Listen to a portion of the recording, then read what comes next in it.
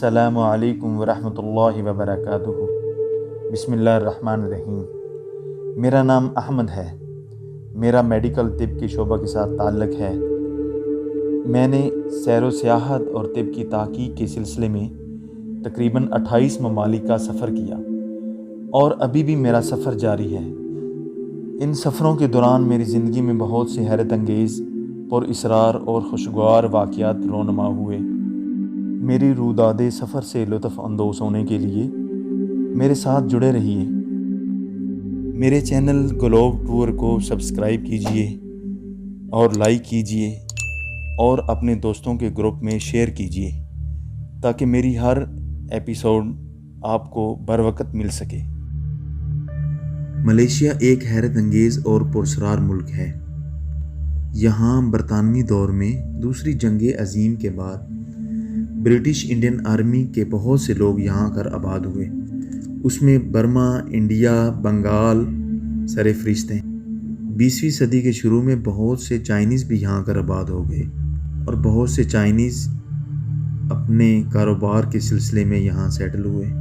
Indian, Tamil Nadu, چنائی وغیرہ کے لوگ عرصہ دراز سے ملیشیا میں رہ رہے ہیں اور یہاں کے نیشنل ہیں۔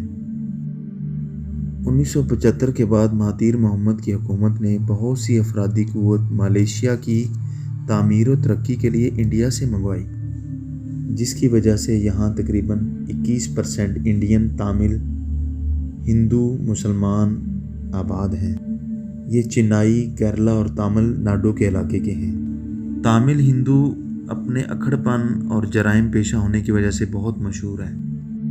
ایک دفعہ ملیشیا کے شہر ملاکا سٹی میں میرا ایک تامل سیاہ فام انڈین سے پالا پڑ گیا۔ اللہ نے میری حفاظت کی اور اس کے شر سے میں بچ گیا۔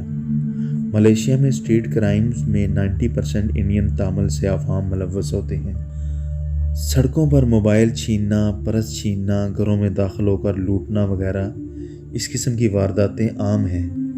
ملیشیا میں ہر گھر میں سیکورٹی کا سسٹم اپنا ہے۔ اگر گھر کا دروازہ کھلا رہ جائے تو یہی خطرہ ہوتا ہے کہ کوئی تامل ڈاکو اندر نہ گھس آئے۔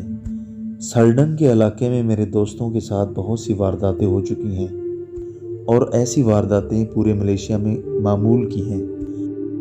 2010 میں اور میرا دوست اورنگزیب بھٹی، حاجی ظفر اقبال بھٹی جو انجینئر تھے، ان کو ملنے ہم پورٹ ڈکسن گئے۔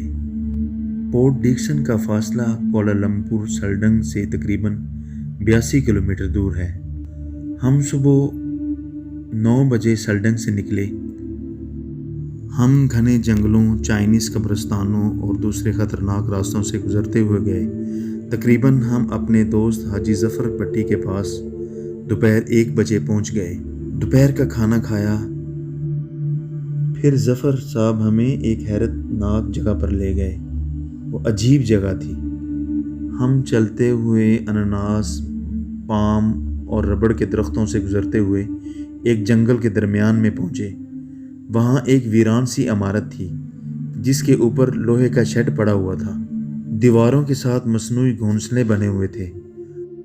عمارت کی چاروں طرف سپیکر لگے ہوئے تھے جس میں سے ابابیل پرندوں کی سی آوازیں آ رہی تھیں۔ ظفر صاحب نے بتایا، یہ عمارت ایک چائنیز کی ہے۔ ان ابابیلوں کی مصنوعی آواز سن کر جنگل کی تمام ابابیلیں ان گھونسلوں میں سے گھس کر ہال میں چلی جاتی ہیں۔ ہال کے اندر تاریں لگی ہوئی ہیں جس پر وہ بیٹھ جاتی ہیں۔ ان کے منہ سے ساری رات رطوبت گرتی ہے۔ صبح ایک ملازم اس رطوبت کو زمین سے اکٹھا کرتا ہے۔ یہ رطوبت میڈیسن کے بنانے میں کام آتی ہے، جو چائنا میں تقریباً 5000 رینگٹ 1200 امریکی ڈالر میں 1 کلو بکتی ہے۔ ہم یہ باتیں سن کر بہت حیران ہوئے۔ ہم جنگل میں تقریباً 2 گھنٹے گھومتے پھرتے رہے اور اللہ جل شانہ کی قدرت کے شاہکار کو دیکھتے رہے اور اس سے لطف اندوز ہوتے رہے۔ وہ اتوار کا دن تھا۔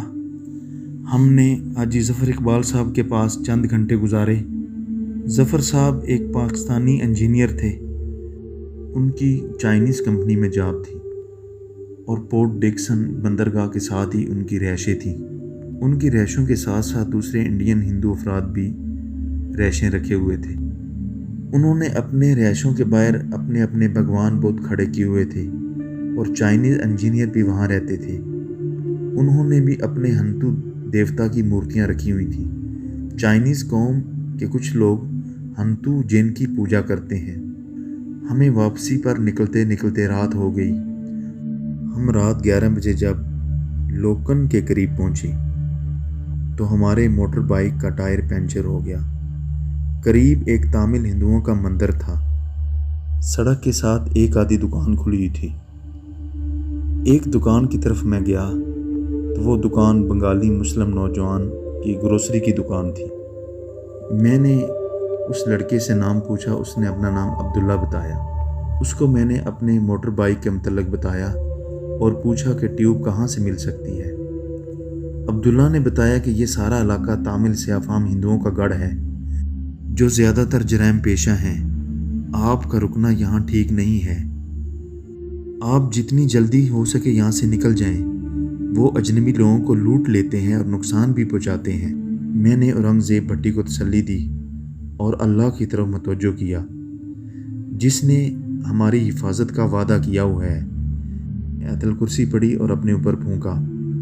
ہمیں عبداللہ نے بتایا آگے ایک پیٹرول پمپ ہے، اس کے قریب ایک ٹائر ٹیوب والی دکان ہے۔ ہم اس کے بتائے ہوئے راستے پر چل پڑے۔ ہم پیٹرول پمپ پر پہنچے تو وہاں پیٹرول پمپ والی دکان بند تھی اور پیٹرول پمپ بھی بند تھا، وہ بھی 10 بجے کے جا چکے تھے۔ پھر ہم آگے چلتے رہے۔ رستے میں ایک تامل انڈین سیاہ فام ملا جو شراب کے نشہ میں دھت تھا۔ اس نے ہمیں دیکھا اور ہاتھ کا اشارہ کیا اور ہمیں ساتھ چلنے کو کہا۔ مجھے اورنگزیب بھٹی نے کہا کہ اس سے کوئی بات نہیں کرنی اور اس سے الجھنا نہیں ہے، ان کے پاس چاقو اور خنجر موجود ہوتا ہے، یہ پلک چپکتے ہی وار کرتے ہیں۔ اس تامل نوجوان کی شکل و صورت بہت ہی ناک تھی۔ کانوں میں بڑی بڑی بالیاں ڈالی ہوئی تھیں اور ہاتھوں پر موٹے موٹے سٹیل کے کنگن پہنے ہوئے تھے اور بڑی خوفناک سی مونچھیں رکھی ہوئی تھیں۔ اندھیری رات میں اس کی شکل اور بھیانک لگ رہی تھی۔ میں اللہ کی طرف متوجہ ہو گیا۔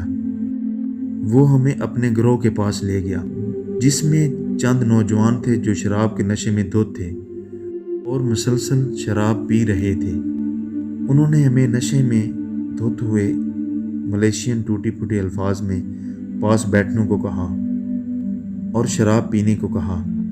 اورنگزیب بھٹی نے ان کو کہا، ہم آپ کے پاس بیٹھیں گے اور شراب بھی پئیں گے، آپ ہمیں اتنی اجازت دے دیں کہ ہم اپنی موٹر بائیک کی ٹیوب تبدیل کروا سکیں۔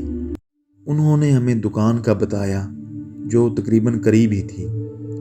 ہم فوراً موٹر بائیک کو دھکیلتے ہوئے وہاں سے نکلے اور پنچر والی دکان کے پاس گئے اور ٹیوب کو تبدیل کروایا اور وہاں سے فوری نکل پڑے۔ تقریباً 5 گھنٹوں میں طے کیا اور ہم نے گھر پہنچ کر اللہ کا شکر ادا کیا۔ دوسرا واقعہ 2017 میں میرے ساتھ کوالالمپور KTM ٹرین میں ہوا۔ میں بندر تاسک سلاطن سے KL سینٹرل کی طرف جا رہا تھا۔ میرا ارادہ گھر میں پیسے بھیجنے کا تھا۔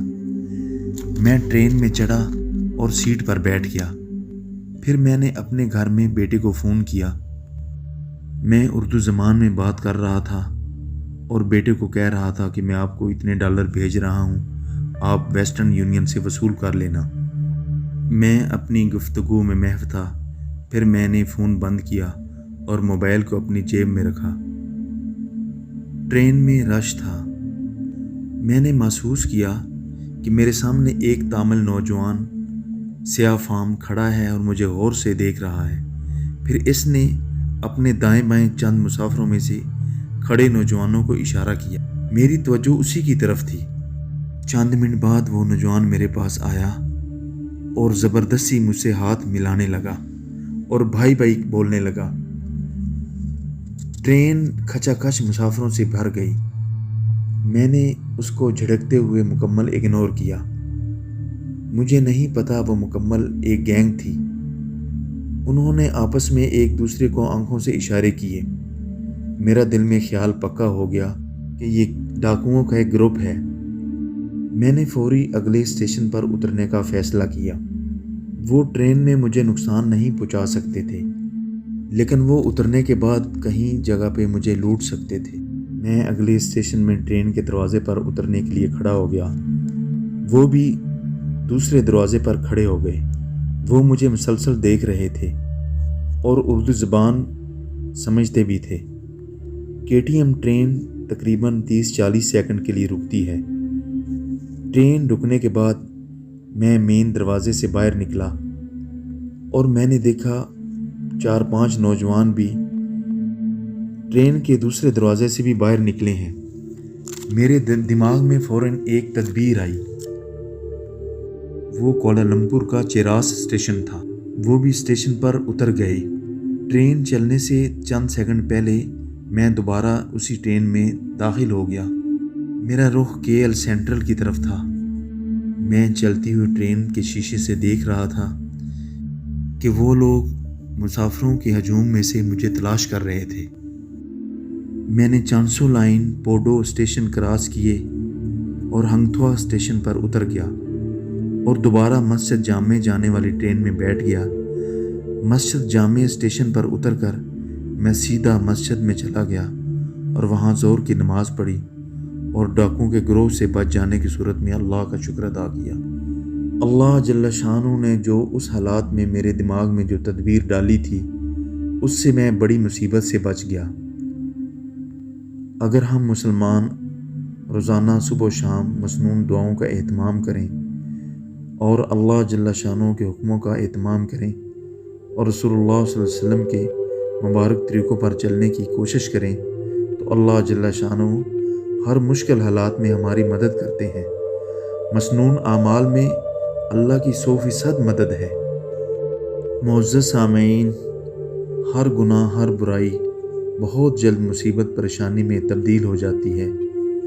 اس کا خمیازہ دنیا میں بھی بھگتنا پڑتا ہے اور آخرت میں بھی، اور ہر نیکی بہت جلد خوشیاں لاتی ہے، دنیا میں بھی اور آخرت میں بھی۔ اللہ جل شانہ ہمیں اپنی رضا والی زندگی نصیب فرمائے۔ آپ میرے سفر نامہ کے دلچسپ حقیقی واقعات سے لطف اندوز ہونے کے لیے میرا چینل گلوب ٹور کو سبسکرائب کیجئے، لائک کیجئے اور اپنے دوستوں میں شیئر کیجئے۔ انشاءاللہ آپ کو ہر میری قسط بر وقت ملتی رہے گی۔